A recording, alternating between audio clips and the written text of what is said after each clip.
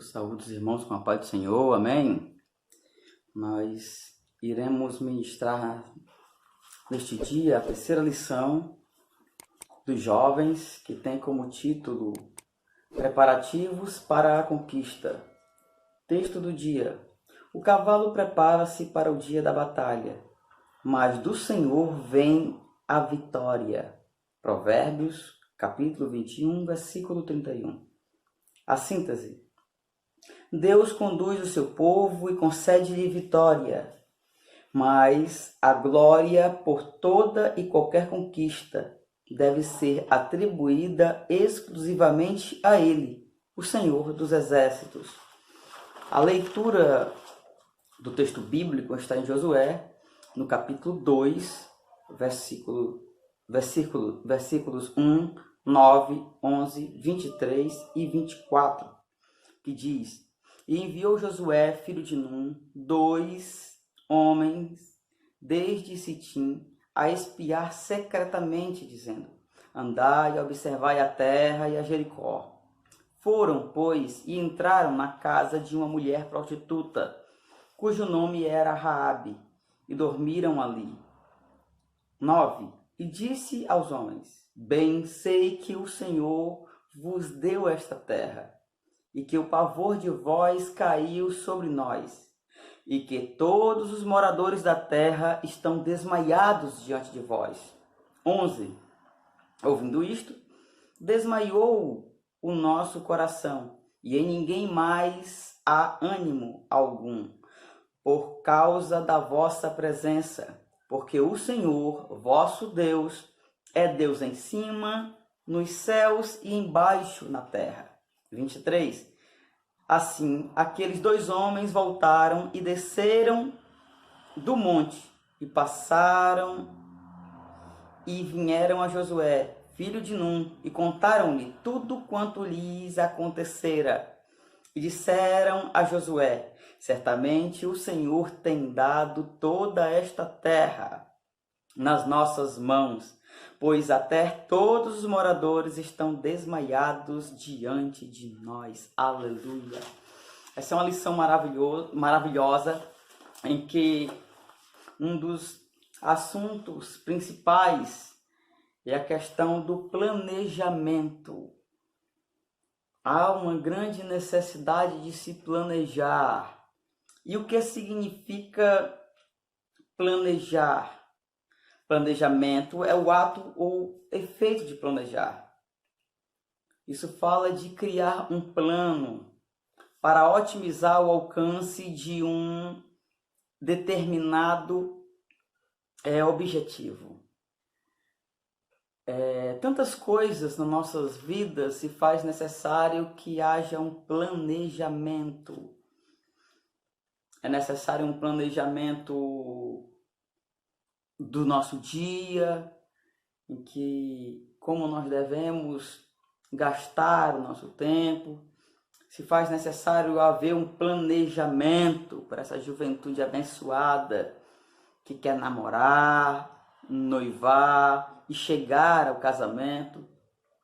A gente vê que quando um casal que está prestes a ter um bebê, eles começam a planejar o quarto, a decoração do quarto,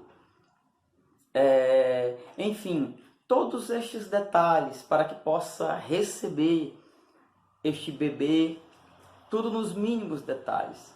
Então, planejamento é algo maravilhoso, que vai fazer com que tenhamos sucesso naquilo que tanto queremos, que tanto almejamos.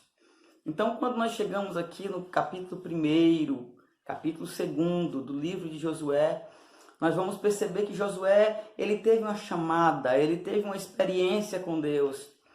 E Deus lhe dissera que iria lhe conceder aquele lugar, que o lugar onde ele colocasse a planta do seu pé, o Senhor lhe daria. Mas Josué, sendo um grande general, ele teve uma estratégia de enviar 2 espias, ir até aquele lugar para observar, para entender como eles deveriam proceder. Pelo menos nós temos dois grandes desafios. O primeiro seria atravessar o Jordão. E o segundo, como conquistariam logo a primeira grande cidade, uma cidade, na realidade, murada, uma cidade fortificada. Então, como eles iriam agir, como eles iriam atacar. Então, se fosse necessário que houvesse um planejamento para que eles pudessem agir desta maneira. Aqui na introdução, o comentarista da revista vai dizer: depois de ouvirem as últimas instruções de Moisés, podemos perceber, mediante a leitura do texto bíblico, que os hebreus estavam agora melhor organizados, conscientes de sua missão histórica e mais disciplinados. Com a chegada deles às fronteiras da Terra Prometida, o discurso final e a morte do líder Moisés, Josué já estava devidamente confirmado como comandante-chefe em seu lugar. O povo entendeu que estava chegando um novo tempo para suas vidas. A promessa que havia sido feita há séculos havia chegado a hora da conquista, a hora da peleja. E para isso eles precisavam estar completamente preparados. No primeiro ponto, nós vamos ver Josué prepara o povo para a travessia do Jordão. E o primeiro tópico é: provede-vos de comida, que está no versículo 11, ouvindo.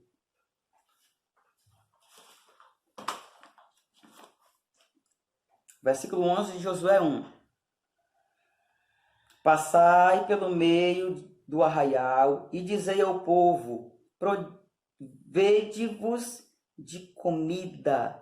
Dentro de 3 dias passareis este Jordão para ocupardes a terra que vos dá o Senhor vosso Deus para a possuirdes. Vocês se lembram que durante os 40 anos, quase 40 anos no deserto, eles foram alimentados se lembra? Por maná e também por cordonizes. O Senhor enviava pão, o Senhor enviava carne. Alguns historiadores acreditam que conforme eles estavam se aproximando da Terra Prometida, gradativamente estava diminuindo esta porção de maná. Então, quando nós chegamos aqui no capítulo 1 de Josué, no versículo 11, Josué, ele convida os príncipes para que estes príncipes saíssem no meio do povo, para que este povo pudessem providenciar alimento. Afinal de contas, eles teriam os dois grandes desafios, como eu falei: a travessia do Jordão e atacar a cidade de Jericó. Eu estive meditando e pedindo a Deus um direcionamento em relação a essa palavra. E o que Deus colocou ao meu coração foi que o povo precisava ser alimentado. Eles estavam diante das margens do Rio Jordão. Havia muitas árvores frutíferas naquele lugar. Eles precisavam preparar, planejar a alimentação para aqueles 3 dias. Por quê? Porque não dá para ir guerrear, lutar, sem estarmos alimentados, sem estarmos nutridos. O que isso fala ao teu coração, jovem? São grandes os desafios. São grandes os desafios na tua vida, na escola, no cursinho, na faculdade. E para você vencer as grandes pelejas da vida, você precisa estar alimentado. Porque nem só de pão viverá o homem, mas de toda palavra que sai da boca de Deus. Você só vai vencer estas conquistas se você se alimentar da palavra. Ainda neste tópico, Josué reuniu os príncipes do povo e ele lhe deu uma ordem. Ele convida um príncipe de cada tribo e ali ele lhe dá uma ordem. Ele lhe delega uma função.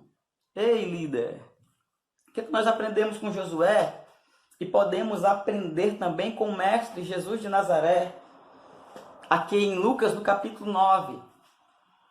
Lucas 9:1. Tendo Jesus convocado os 12, deu-lhes poder e autoridade sobre todos os demônios e para efetuar curas. Também os enviou a pregar o reino de Deus e a curar os enfermos. O que nós podemos aprender com Jesus? É que Jesus delegou responsabilidade e autoridade. Não dá para a gente fazer tudo só. É preciso dividir as tarefas. Existem jovens na tua igreja que têm capacidade para executar obras maravilhosas no reino dos céus. Então nós aprendemos com Jesus que Jesus ele enviou os seus discípulos de 2 em 2. A gente vê aqui Jesus motivando os discípulos. Ele os chamou todos de uma só vez. A gente vê Jesus com uma concessão. Ele delegou poder e autoridade. A gente vê Jesus aqui comunicando, ensinando como os discípulos precisavam agir, como eles precisavam executar a obra do reino. E depois a gente vê o próprio Cristo fazendo uma avaliação quando eles voltaram da grande missão. Entendemos que alguns líderes passam adiante aquela responsabilidade que é sua, sem se responsabilizar, sem ensinar. E nós entendemos que não é assim. Não é simplesmente captarmos, recebermos a missão do nosso superior e passarmos para os nossos subordinados. Não. Se faz necessário um desenvolvimento. Precisamos distribuir as tarefas, mas nós temos que ensinar, nós temos que mostrar. E se por um acaso algum deles falharem, eu e você como líderes precisamos estar prontos para executarmos aquilo que for necessário. Então, o que a gente aprende com Josué? Josué delega a autoridade. Mas por outro lado, aqueles 12 príncipes, eles obedeceram. Ei, jovem, existe uma obra na tua igreja, no teu ministério, que Deus quer te abençoar, que Deus quer te usar. Seja para você lecionar, para você reger, para você pregar, para você trazer uma saudação, para você evangelizar. Há algo que Deus colocou no teu coração para você executar. Obedeça. Obedeça ao chamado. Não recue. Eu poderia dar tantos exemplos aqui, mas o nosso tempo é muito limitado. O segundo tópico do primeiro ponto. Convoque as tribos. Haviam 2 tribos e meia, que era a tribo de Ruben, Gade e a metade da tribo de Manassés, que já estavam na sua terra. Eles já estavam desfrutando das suas promessas. Mas o que Josué disse para aquelas 2 tribos e meia? Vocês já estão abençoados. Mas nós queremos, como bem falou Moisés, que os valentes, aqueles que estão armados, atravessem o Jordão e venham nos ajudar a conquistar a herança daqueles que não conquistaram ainda. Lógico, nós iremos deixar alguns soldados aqui para proteger as mulheres, a herança de vocês, o patrimônio de vocês. Mas eu quero os valentes. Ei, meu irmão, é tanta gente covarde nas nossas igrejas. Ei, menino, vem fazer uma oração aqui. Sei não. Vem trazer uma saudação. Sei não. Minha filha, venha cantar um hino. Estou com a minha garganta inflamada. Meu filho, eu fui jovem. Passei muitos anos no conjunto de jovem. Sempre ouvi, continuo trabalhando com jovens. Convidem, não, estou doente, estou com a garganta inflamada, eu não sei. Pelo amor de Deus. Então aqui, os valentes. Deus está falando contigo como falou com Gideão. Ei, tu é valente, tu é valoroso. Atravessa esse Jordão e peleja. Sabe qual outra lição que eu aprendo aqui? É que Deus está enviando reforço para tua luta. Você vai conquistar aquilo que Deus planejou para a tua vida. Terceiro tópico do primeiro ponto. Seja fiel ao comandante. O que nós aprendemos aqui? Josué, ele recebeu um chamado de Deus. Ele recebeu um chamado de Deus. A gente vê isso do capítulo 1, do versículo 1 ao 8. E logo aqui, a partir do versículo 10, 11, ele já está convocando os líderes das tribos para executar. E o que aconteceu? Houve uma demonstração de fidelidade, submissão do povo ao novo líder. Aqui para nós, o que tem de jovem insubmisso a pai, insubmisso a mãe, insubmisso a líder. Meu irmão, se você namora com alguém desse tipo, quer um conselho do céu, cai fora. Não tem futuro. Não obedece a mãe, não obedece a pai, não obedece a líder, não obedece a pastor. É uma rebeldia no colégio. Cai fora, meu irmão. Você vai quebrar a cara. Agora, se esse rapaz, essa moça é obediente aos pais, é obediente à liderança, é tão obediente que deixa a gente com raiva às vezes. Já ouviu isso? Tenha paciência, espere. Deus está nesse negócio. Josué queria agradar a Deus em primeiro lugar. Em segundo lugar, Josué, ele se esforçou, ele deu o melhor de si por aquele povo. É isso que eu e você precisamos, agradar a Deus. Segundo ponto, os espias. Primeiro tópico do segundo ponto, enviados para o reconhecimento. Eles foram enviados para reconhecer a cidade. Naquela época, as cidades-estados, elas tinham o seu próprio exército, os seus carros, os seus instrumentos de guerra, tinham também um rei. Então os espias, eles foram enviados para trazerem uma demonstração de como estava aquele lugar. Segundo tópico, os espias são descobertos. Os espias chegam ali com um tipo de agente secreto. Eles fizeram uma viagem de 6,5 km aproximadamente.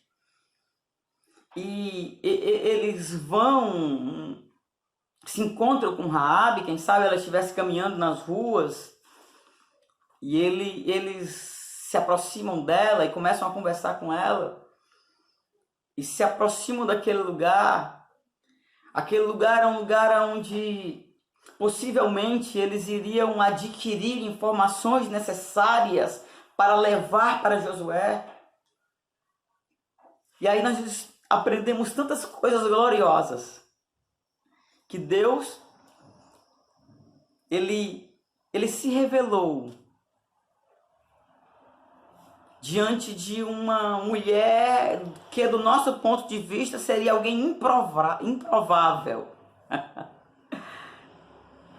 Para que os projetos de Deus dessem certo. E quem era ela? Uma prostituta. A gente vê aqui no terceiro tópico que aquela prostituta, a Raabe, ela dá um testemunho glorioso. Bem sei que o Senhor vos deu esta terra. Depois ela continuou, o Senhor, vosso Deus, é Deus em cima e é Deus embaixo na terra. É Deus em cima dos céus e é Deus embaixo na terra. Aqui nós vemos uma revelação gloriosa sobre a transcendência de Deus. E o que é a transcendência de Deus? É o Deus dos céus. É o Deus que está sentado num alto e sublime trono. É o Deus criador das estrelas, das galáxias, do universo, do mundo, de tudo que nele há. Ele é um Deus de longe. Mas também nós vemos aqui um Deus de baixo. É a imanência. É o Deus de perto. É o Deus que se aproxima de mim, é o Deus que se aproxima de você, é o Deus que nos abençoa, é o Deus que nos fortalece, é o Deus que cuida de nós, aleluia. Aquela mulher tinha os seus próprios deuses, ela adorava a Baal, ela adorava a Astarote, ela adorava tantos outros deuses. Mas quando aquela mulher ouviu falar do Deus de Israel, o seu coração foi impactado e ela reconheceu a glória no meio do povo de Deus. Aleluia! Deixa eu te dizer. Muitos ímpios ouvirão do que Deus vai fazer na tua vida. E os milagres de Deus na tua vida serão tão maravilhosos que algumas pessoas serão abençoadas por ele. Vamos ao terceiro tópico. Raabe, uma mulher, uma heroína de fé. Primeiro tópico do terceiro ponto. Uma mulher de fé.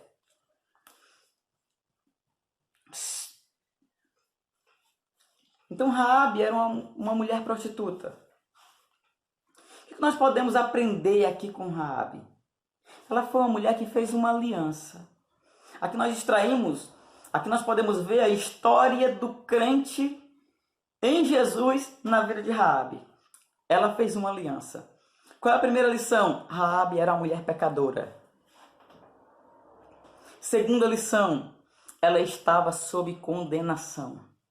Terceira lição, ela percebeu um período de graça. Ela não desperdiçou a graça quando chegou na sua casa. Em quarto lugar, ela ouviu a palavra de Deus. Em quinto lugar, ela creu na palavra de Deus. Em sexto lugar, ela provou sua fé por meio de obras.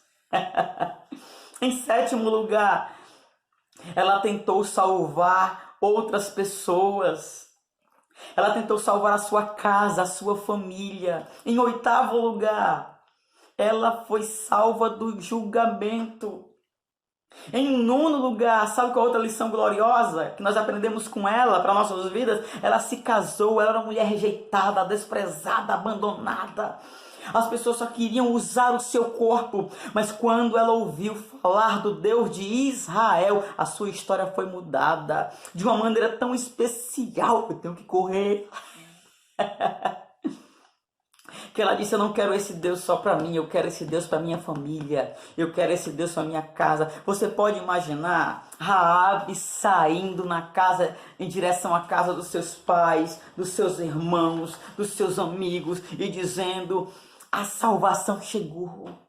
A salvação chegou na minha casa. Eu tenho um sinal que nós seremos salvos, aleluia, pelo Deus de Israel. Ela trouxe todo mundo para dentro da sua casa. Aqui no terceiro ponto, uma mulher de estratégia. Ela escondeu aqueles 2 espias, porque ela acreditou no Deus de Israel. Sabe o que nós vemos por outro lado? A longanimidade de Deus. Aquela cidade era para ser completamente destruída. Mas Deus, ele expressa a sua longanimidade. E o que é longanimidade? É tardio em irar-se. Fala da paciência de Deus.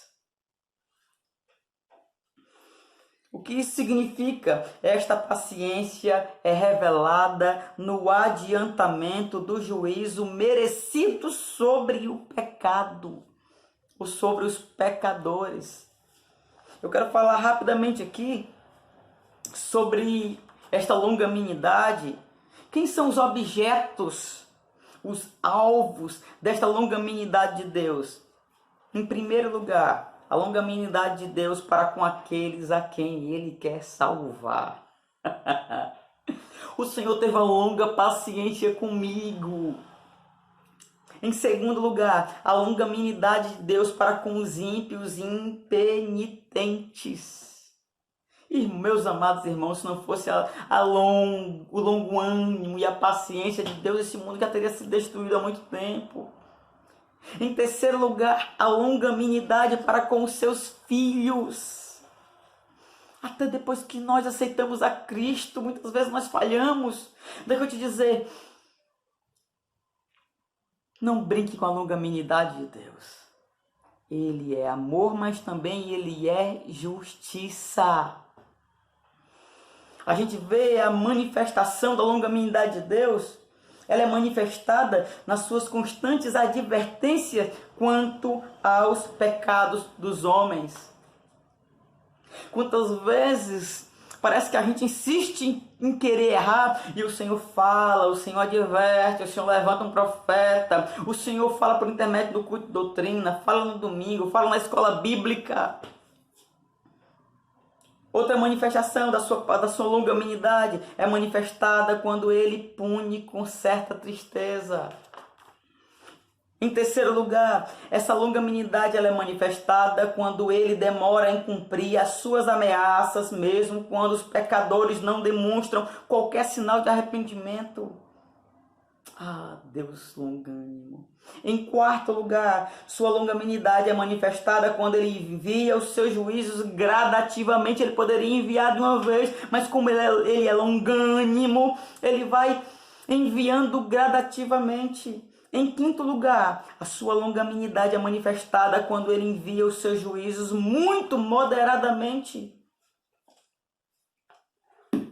Meus amados irmãos, a misericórdia de Deus é a causa de nós não sermos consumidos. O Senhor não nos destrói por nossos erros, mas nos corrige com a sua palavra. Lembra da mulher pecadora? Trouxeram pedras para querer destruir a sua vida. O Senhor olha para os seus acusadores e diz: aquele que não tiver cometido pecado, atire a primeira pedra. E de repente todos começam a sair e ele olha para elas: mulher, onde estão os teus acusadores? Ninguém te condenou? Não, Senhor. Então vais e não peques mais. Agora eu faço uma pergunta para você. Aquela mulher sabia viver sem pecar? Ela não sabia. Ela não sabia viver sem pecar. Aí Jesus, no mesmo capítulo 8, depois que ele conversa com ela, ele diz: eu sou a luz do mundo. Quem me segue não andará em trevas, mas terá a luz da vida. Então Jesus estava dizendo para aquela mulher: só existe uma saída para você não pecar mais. É andar na minha luz. Aleluia. O terceiro tópico: a mulher e o fio de escarlate. Ela fez uma aliança com aqueles dois homens. E eles fizeram uma aliança com ela. A história de Raabe prefigura o projeto divino. Estamos falando sobre planejamento. A gente vê Deus planejando a salvação da humanidade antes de Adão pecar. Que história linda, que história gloriosa, que história maravilhosa. Deus tem o controle do futuro, aleluia. Ele planejou, ele previu tudo. Se nós pegarmos Mateus no capítulo 1 e olharmos para a genealogia de Jesus, eu quero falar de planejamento aqui, para concluir. A gente vai ver Jesus planejando a salvação da humanidade. Uma lista exaustiva de homens e mulheres que o Senhor ele colocou a longo prazo para salvar toda a raça humana. Que o ponto culminante é Jesus de Nazaré na cruz do Calvário. Ele pega Raabe lá de Jericó. Ele permite que Elimeleque com Noemi vá morar lá em Moabe. Aí traz Ruth de lá. Ai, irmãos. O projeto da salvação é um projeto glorioso. Então, depois que os espias estiveram ali, eles colocaram um sinal. Ela colocou um sinal, um cordão de escarlate na sua janela. Porque quando Josué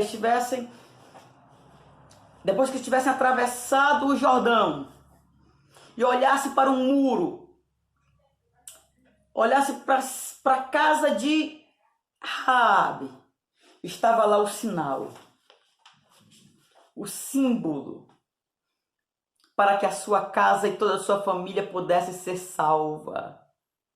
E sabe o que aconteceu quando as muralhas caíram? Só a casa, o local do muro da casa de Raabe permaneceu de pé, porque o meu Deus e o teu Deus é um Deus de aliança. Guarda esta palavra no teu coração. A gente vê a mesma tipologia lá no sangue do cordeiro que foi passado nos umbrais da porta. Essa é uma mensagem profética que aponta para o sangue de Cristo derramado na cruz do Calvário para salvar a tua vida. Ei, jovem, como eu estava falando, Deus ele conhece o futuro. Jamais deveríamos fazer planos sem orar. Se Deus não estiver nos nossos planos, estamos perdendo tempo. Devemos responder à direção que Deus nos dá. Sabe com o quê? Com obediência. Tenha planos. Tenha planos de se formar. Tenha planos de noivar. Tenha planos de casar. Tenha planos de comprar um transporte. Tenha planos de abrir a tua empresa. Tenha planos de formar a tua casa, o teu negócio. Mas não esqueça de orar. Não esqueça de pedir a direção do Espírito Santo de Deus. E Ele certamente abençoará a tua vida. Ei, não se esqueça que o segredo do sucesso é a intimidade com Deus. Que Deus os abençoe em nome de Jesus.